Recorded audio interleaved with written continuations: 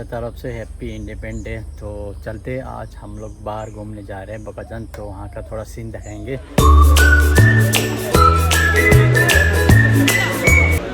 सुबह सुबह बहुत ज़्यादा गर्म था तो स्टूडेंट लोग चक्कर आके एक एक करके गिर रहे थे और बच्चे लोग को पैर में पानी और मुंह में पानी मतलब ठंडा पानी मतलब दे रहे थे खाने के लिए। तो काफ़ी ज़्यादा गर्म था और सुबह सुबह 8 बजे इतना गर्म था कि स्टूडेंट लोग फोकस ही कर नहीं सक रहे थे।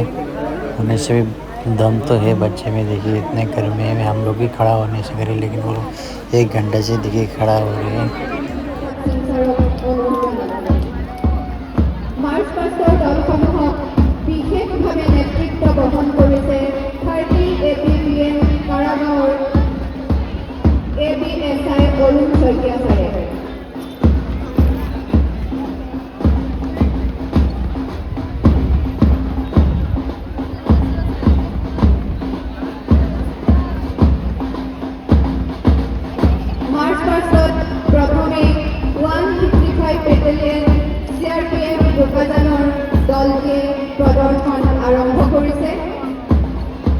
দলটি নেতৃত্ব বহন কৰিছে